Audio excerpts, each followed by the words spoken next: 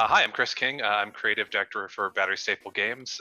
We're currently making a game called 30XX, which is kind of like a co-op roguelike Mega Man X kind of game. So it's got all the classic action platforming and crisp controls that you'd expect from like a 90s era platformer, but it's all randomly generated every time you play it, so you're always going to get a different set of challenges to face every time you play, and a different toolkit with which to deal with those challenges. And it's got multiplayer, so you can play it with a buddy either online or on the couch. Can you talk about like how has Capcom not shit up to your house and broken both your legs? I have very resilient legs. Is the truth? No. We're not using any of their actual IP. Obviously, we wear our inspirations directly on our sleeve there. Inspired. Very much by design. But we're not using any of the IP, any of the characters directly. The lore, the narrative setting is very different. The similarities kind of end at genre of game and blue shooty robot and red sword swingy robot. The rest of it certainly has parallels here and there, but obviously not using any direct IP. And in general, Capcom has always felt like they're pretty chill in general about, like, obviously if we were selling a direct Mega Man X fan game, they would have a problem with that. But they tend to be a lot less litigious than some of the other sort of major players from what we've seen. Obviously we don't have any direct firsthand experience with that, other than the fact that they have not been litigious with us, which we're very thankful for. But certainly you'd hope that if they were going to come after us for anything, man, they should have done it sometime during 20XX cycle, right? Like they should have done it a while ago. How dare you make a good Mega Man X game? It's supposed to be bad in 3D. Right. No. We do get people asking us to take our take on Legends all the time. And like that's a fun series, but I don't know if that's in scope for us. So what was your biggest takeaway and what did you learn from 20XX that you brought with you on the new projects? Man, kind of almost everything. For pretty much everything we did on 20XX, we were obviously really proud of where the 20XX 1.0 and sort of, I guess, 1.3 was our last major content patch ended. But there was still so much we kind of wanted to do differently. We knew that we'd made sort of an excellent skeleton of a game, excellent, game. We're really proud of it. But there was still so much we wanted to do kind of differently or expand upon or make a little bit deeper. 30XX's sort of gameplay systems are deeper. Its upgrade system is deeper. Its difficulty toggle system is deeper. It's, the amount of content in the game is about doubled over 20XX. In 20XX, every pair of bosses shares one level theme. So, in Flame Lab, you could see both the Rollster mini boss or the Rollster boss or the turret boss. You could see them both. So you'd play through each level theme twice in a single run. Here, of course, in 30XX, every boss has their own entire unique theme, just to add a lot more variability to each run, making sure you only see a level theme one specific time. Obviously, the shift to a really gorgeous pixel art style was a really major factor for us too. Basically, we finished 20XX, and even though we spent 4 years or so making it, 5 if you count the porting to Xbox and PS4 and Switch, we still said we're super proud of what's happened here, but there's still a lot more we'd kind of like to do with the formula. So let's just go ahead and make another one. We actually got really lucky. I saw just a random tweet from Glauber, our art director in Sao Paulo at the end of 2018, basically just saying, hey, does anybody have any couple hours of work for me to do in a week here? And I was like, yes, I do. Hang on, wait, type, and just like spent the rest of my afternoon making sure I was like stating everything I wanted to state perfectly and shooting my shot. And yeah, we started prototyping a sequel together in a pixel art style, and the rest is kind of history from there. Were you able to use the same game engine you designed like in the first one and brought it over? Did you have to build from the ground up? Nah, we basically, one of the big advantages of making 30XX so soon after 20 was that we already had this engine that kind of did a lot of the basic stuff we already wanted to do done for us. So all of the like movement from 20XX comes right over. Obviously, there are a lot of new movement techniques and abilities in 30XX that we built, custom for the game, but all the base movement and stuff, all the base physics, all those things were already kind of there for us. We sort of took the existing 20XX stuff, cut out a whole bunch of initial stuff to kind of, come up with a 30XX sort of initial starting point or prototype, built a new sprite renderer. So the way the game renders graphics is a little bit different. Instead of using all of the, the spine rendering stuff that 20XX uses, we, wrote a new sort of sprite sheet interpreter and renderer on top of that. And yeah, so it's the exact same engine with, fresh coat of paint on it and a whole bunch of improvements and modifications. So a lot of stuff, that we've continued to like update and work on in the engine over time, but a lot of the guts are the same as 20XX is. Now, for 20XX, like what the budget obviously is probably bigger in 30XX. Like, did that open up for you anything creatively, design wise, technically? Yeah, 100%. Almost everything we're doing is kind of the real answer there. My goal with 30XX in terms of team was to make sure that all of the roles that I had kind of run with in 20XX that I either do not consider myself sort of top tier at or didn't want to do got done by somebody other than me. So the expanded budget, allowed us to do a whole bunch. One, there are certainly more artists working on the project this time. We have two wonderful pixel artists that are doing the majority of the visuals in the game, Glover and Fabian, who are doing most of the sort of sprite work, animation work, and environment art respectively. We were able to hire a full-time level designer as a huge one. So I did all the level design stuff in 20XX. I'm very comfortable saying that I think 20XX's level design stuff is kind of like B- grade at best. It's perfectly passable. I get to say that because I'm just dunking on myself, because I'm the one who did all that stuff. But it was never particularly my forte, both in terms of actual strength and in terms of passion. And so being able to hire somebody to do that work full-time for us has been a huge blessing. It's been radical to work with. The budget's also allowed us to reach out to, we work with so he started with tools programming stuff for us, a guy named Jamie who lives in Germany, who built 30XX's level editor for us. We basically reached out because we saw, have you heard of Mega Man Maker? Yes. He's the original creator of Mega Man Maker, and I noticed that this had happened, that he had made this thing, and we'd always wanted a really robust level editor for 20XX because we wanted fans to be able to make their own pieces and eventually their own whole levels and eventually maybe even their own like fully customized campaigns. This kind of the pie in the sky dream there. And we saw that he had done this thing, and we were like, this is so close to what we want. Why don't we just reach out and see if he wants to come work with us on this for a while? And so he did, and we have this really wonderful editor suite that our fans use to make pieces with, and is also the tool that we use internally that's enabled our level editor to do his best work. So the success that 20XX enjoyed really empowered us to, sort of step up our professional game a bit for the sequel. And speaking of that, like the 20XX was a Kickstarter, this one is not. Now, how does that differentiate your whole process of making the game? Now, I don't want to say if it makes it easier, but does it make it different?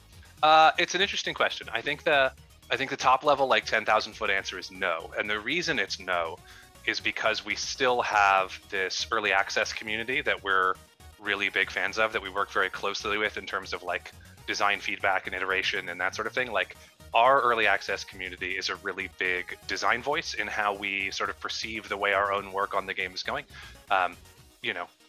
Fans are not always the best at telling you what the problem is, but they're often really good at telling you there is a problem.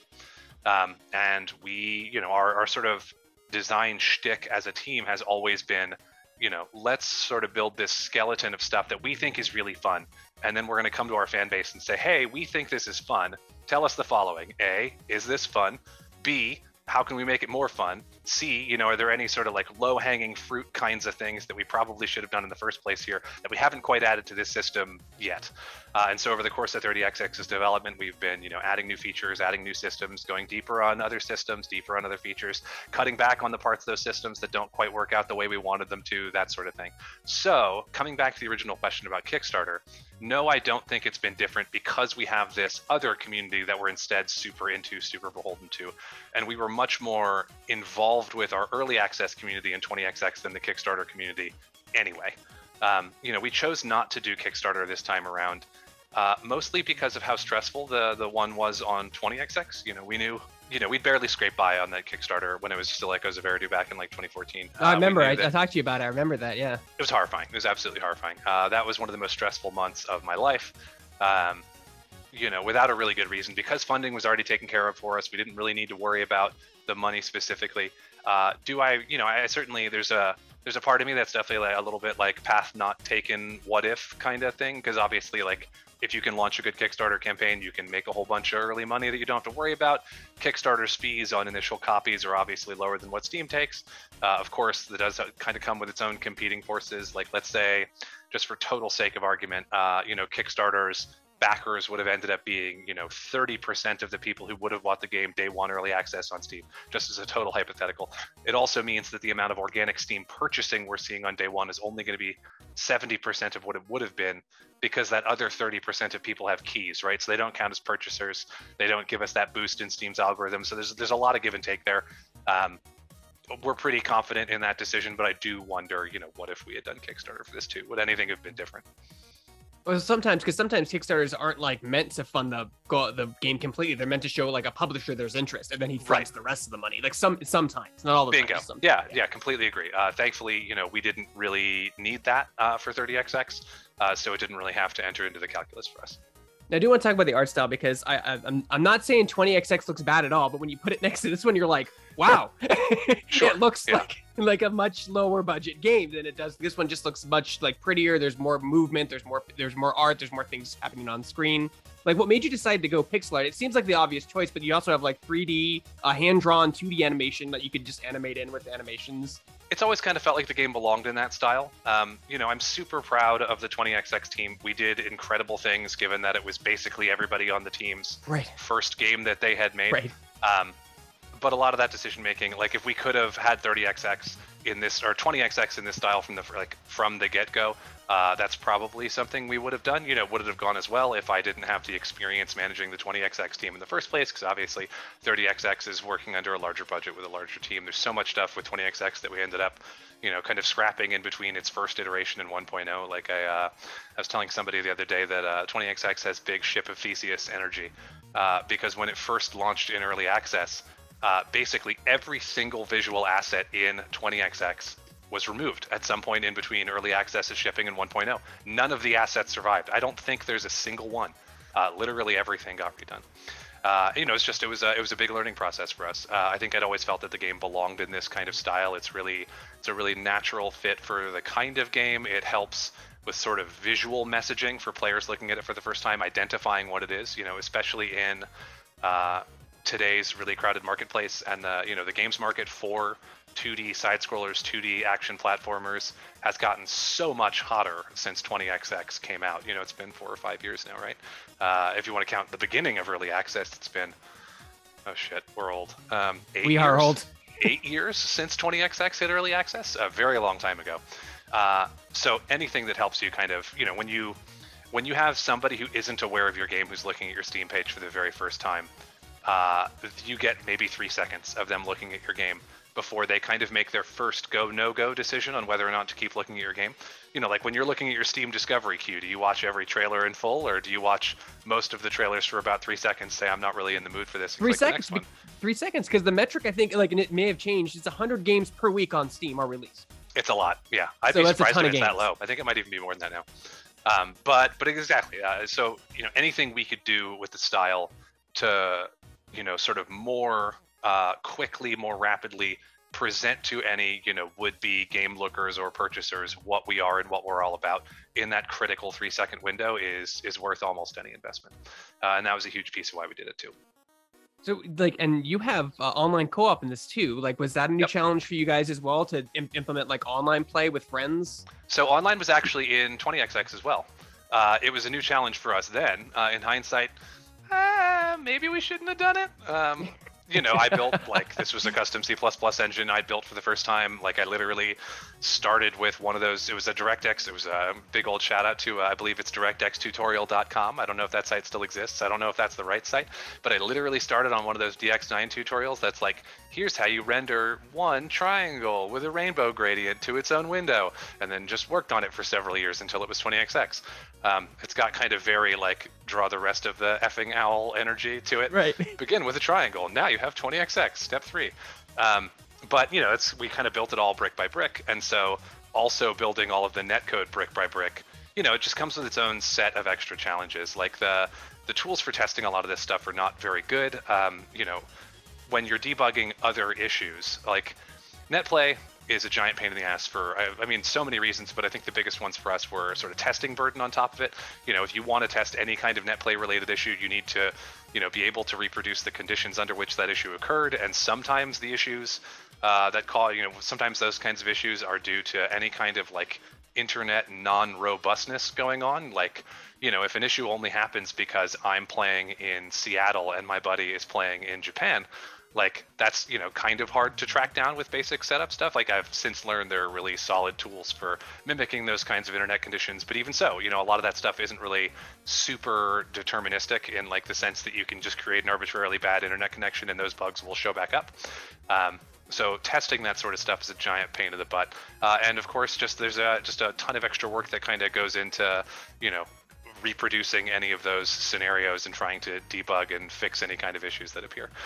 So just a huge pain in the butt. Maybe we shouldn't have done it for the first game. Like, it's hard to say.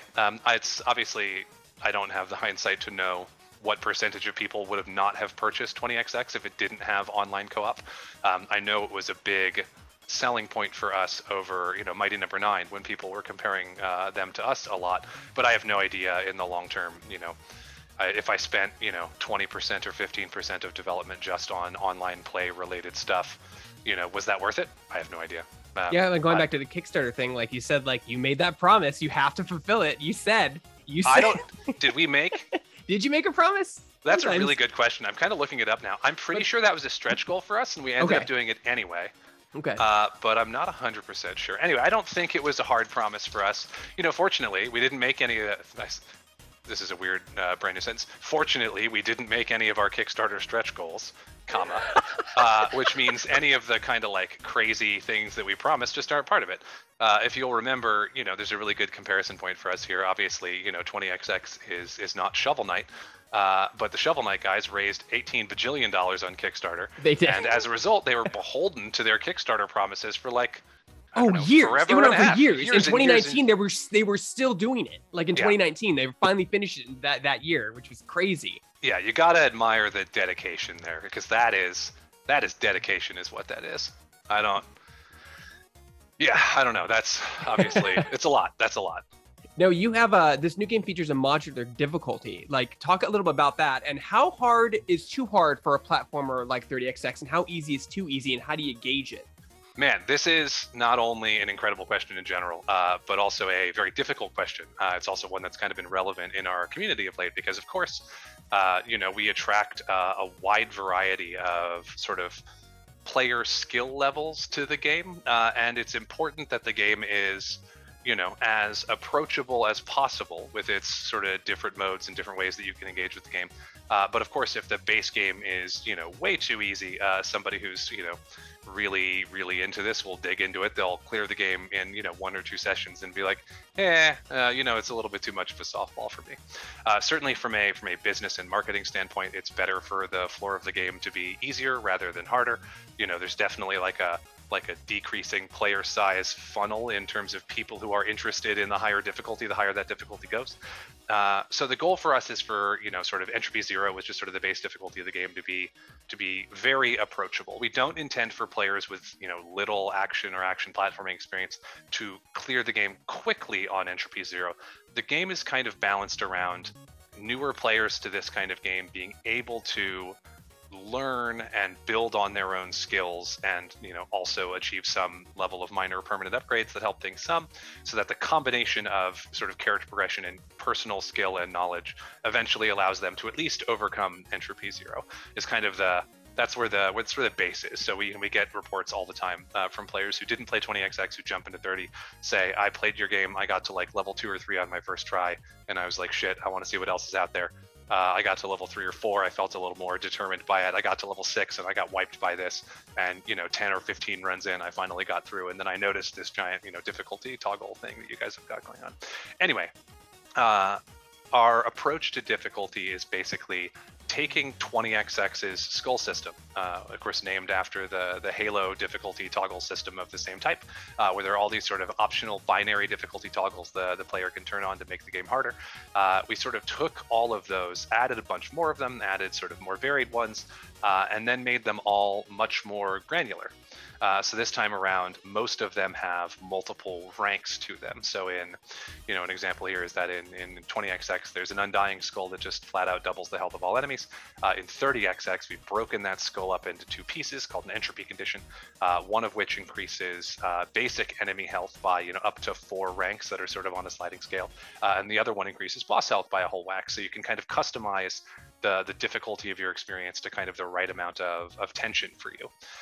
So there's this huge swath of sort of potential difficulty where if you are a veteran player, you are probably never losing the game on base entropy, because the game is on entropy 0. The game is fully finishable with no power-ups, no powers, no nothing. You could literally never pick up anything. And if you're very good at the game, it is completely finishable just like that. Obviously very hard, but finishable. And we have a couple of players in our community that have turned this entropy system basically up to its absolute max, which does stuff like every enemy has like triple health, bosses have triple health, levels are like 40% longer, every enemy acts twice as fast and retaliates with a crystal boulder when you kill it. You only have 1 level choice at the end of a level. There's like a poison timer that will basically force you to unsafely rush through levels because you're going to die when the timer runs out. Spikes deal more damage to you, enemies deal more damage to you, so there's like very little room for error, in addition to everything being more durable and you having less time to get through everything. There are, I think, like 15 different modular, sort of rank upable conditions like that if you turn them all the way to their max, the game is absolutely still finishable, but extremely hard. And so we have a couple of our community members that have finished the early access levels like that, but they're few and far between, which is exactly by intent. The average player the average player is never going to play the game to that difficulty level. Like it's, there's going to be a brick wall for the average person way before that, but that kind of crazy high difficulty is there for, the kind of really like action platformer diehard that wants it. Call it Dark Souls mode, I guess. That's just punish kinda. Yourself. And the other half of that answer is that adding accessibility on some of the lighter end of the spectrum. One of the things we do differently is in 30XX, maybe we've talked about this before, maybe we haven't, but there are kind of 2 primary modes for the game. There's standard, which is the classic roguelike mode, which is sort of the way the 20XX plays, where you play through a set of randomly generated levels. When you die in one of those levels, it's a one and done. You've got 1 life. That's it. It's back to HQ. Spend your meta currency. Maybe you've got some cool new stuff. In 30XX, there's also Mega Mode, which keeps all of the random level generation that you've come to love in 20XX and in Standard, but kind of changes the way the game's stakes work. So when you launch a Mega Mode game, you have a save file like you might in a typical Mega Man X game. And when you create a new save file, the game will generate all 8 levels up front, along with all of the powers and items and everything that's going to go into those levels. The shops basically generates the whole campaign up front for you. And then when you can basically choose a level, sort of Mega Man select screen style, death only sends you back to the hub instead of ending your run.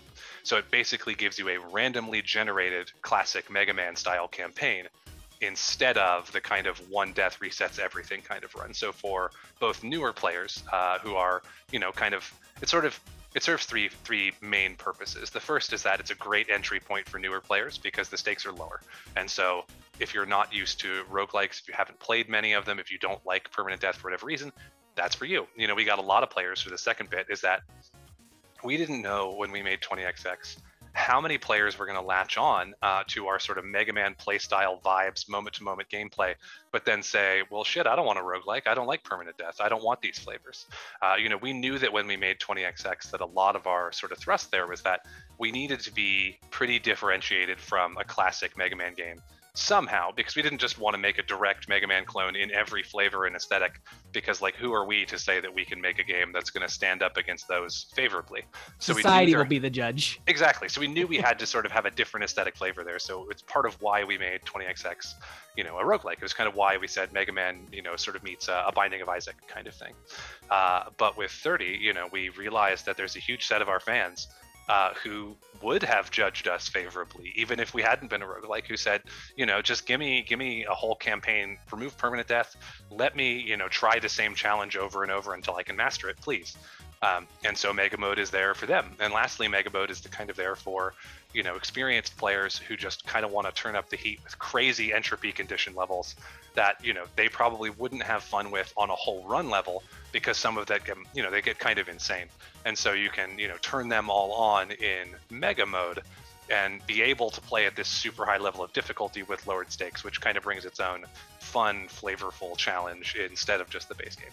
Now, the bosses and the enemies, they still have the same attack patterns, right? Albeit like faster or slower or more health. They don't change. Do they modulate their attack patterns like heavily, like the boss? So somewhat. The entropy conditions don't change boss attack patterns by themselves. Entropy conditions do make enemies spawn at higher versions of themselves. So you'll see tougher versions of enemies earlier. So they'll have, higher level attack patterns before you're used to seeing them.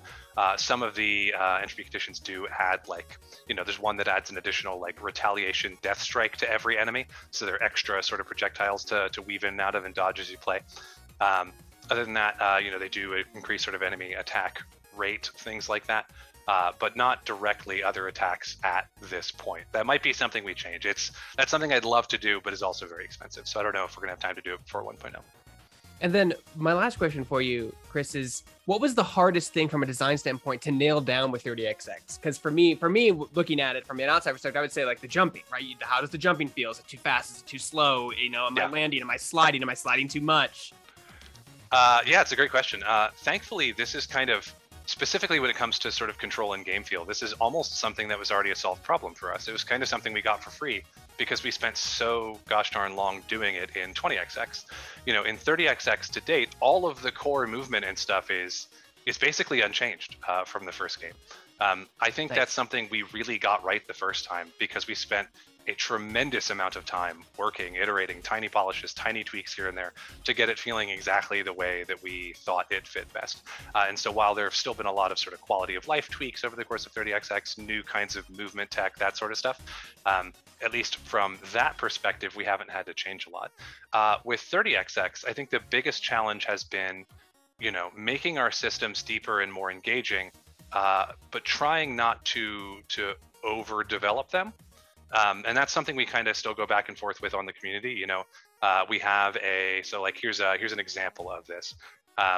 We have a system in 30XX where the core augs your character equips are no longer limited to one per slot. Instead, you have a certain number of core points. That's kind of a budget for how many of these really powerful items you can equip at once. And most of them will either give you new mobility abilities or they'll change the way your weapons charge up. They'll give you bonus utility, other powers, stuff like that. So obviously equipping these is very desirable. They're very strong.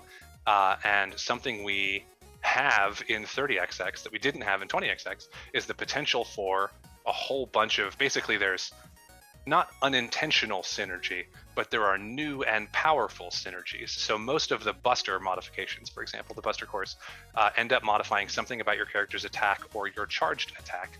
And so in 20XX, you couldn't stack these together, and so we didn't have to worry about what happens when you have multiple of them. But we kind of had a meta in 30XX where we also lean highly into player choice, where your reward for performing well in certain events, instead of being more loot, is more choice between loot. So if you perform really well in a bonus area that's going to give you one of these cores, we're going to give you more choices of cores.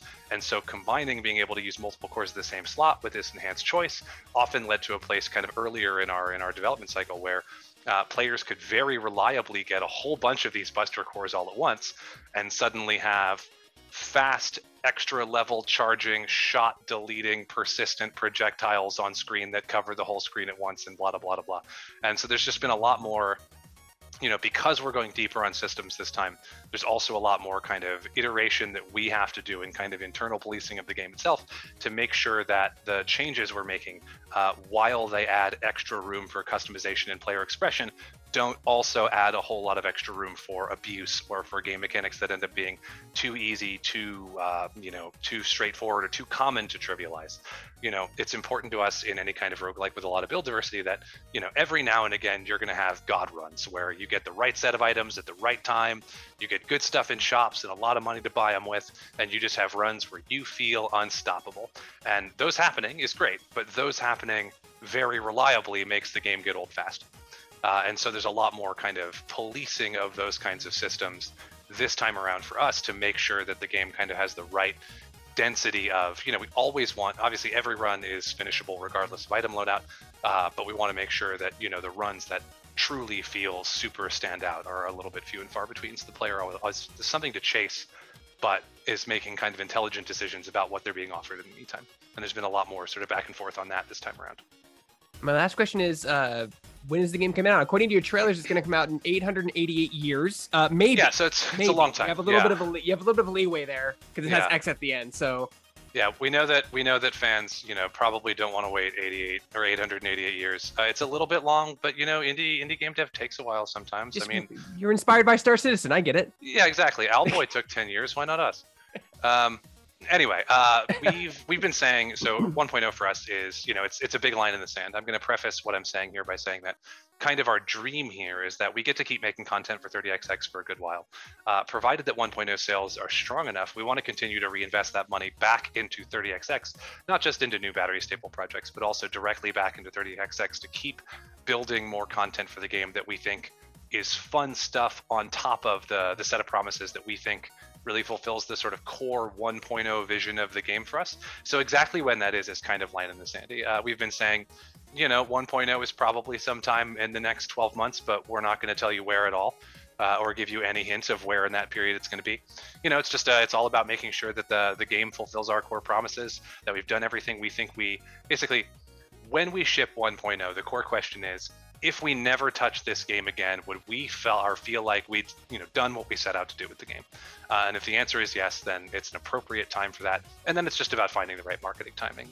For example, we found out, a week or two ago that May 2023 is probably not a good time to release anything on the Nintendo Switch or any other console like that, or any PC or literally anything because of Breath of the Wild 2. It's just Zelda. You can compete. AKA Tears of the Kingdom. So if, that happened to be a console we were thinking about, not that we've announced any of that yet, that would be a really bad time for us to launch. So it's just about finding kind of the right strategic marketing timing after the rest of that is all taken care of. So we don't know exactly when 1.0 is going to be, but we also know that 1.0, it matters to us, but it's very far from being kind of the end of this project. With any luck, we're going to continue to be able to invest in 30XX for, the next several years to come. Obviously, 30XX is not the next Terraria, but their business model. Hey, where you don't know. You don't know. You could be. You're right. You never know. You never know. I don't know, but I'm pretty sure. But there's still a very analogous level of success that would be very reasonable for us to achieve, where it makes sense for us to continue investing financially in 30XX because we think we've really made this kind of genre standard for this kind of game, and building more of it makes sense rather than, building a wholly different game with more of the same stuff in it. Now, just a quick follow-up question. Firehouse sure. Games was your publisher on the first 20XX. Right. You have a new publisher now, but you're still in early access. Is it hard? Like, if you have those hard milestones, you still have to hit those, or are you able to have more flexibility since it's still a small team and your own IP? So honestly, we've had 100% flexibility kind of the whole time. So with Firehose, they were really, they're almost, they're kind of a publisher, kind of an incubator, kind of a co-developer. They're really right there with us on 20XX in a lot of respects. In a way, maybe they're traditional publisher relationships. We've never had a game formally published by a, quote unquote, formal publisher. So I don't know that I'd know that firsthand. With 30XX, we've got Kowloon Knights as an investment partner for us. So they've paid for a lot of the game's development, but they're not really involved in any of the decision making or creative control or anything like that. And they've also been super saintly to work with. Like they're very flexible. They very clearly want to do what's best by the developers that they're working with. They don't have, there's no tricky milestone there stuff for us. Like we know that they're in our corner when we need them. And so we're lucky enough to not really have had any pressure on that front for either title. Perfect. And then where can people go to find more information about 30XX and get their updates, and where can they go to get early access? A lot of good questions. So the best thing you're going to do is just go onto Steam and search for 30XX. You can also Google 30XX Steam. That'll take you right there, right to the game store page. Best places to sort of keep in touch with us and find out more about the game are to follow me on Twitter. I'm batterystaple_G. That's _G because I'm very good at social media. I'm talented at this and have it totally under control, and it doesn't overwhelm me at all. And you can also join the 20XX and 30XX Discord at discord.gg/20XX. Discord does not allow you to have multiple vanity links to the same server, so we kept the original link. It's just discord.gg/20XX. Super helpful, very friendly community, great resource for getting into the game, finding people to play with, all that good stuff. So buy the game on Steam or wishlist us on Steam if you want to wait for 1.0. Join the Discord, follow us on Twitter, all that good stuff.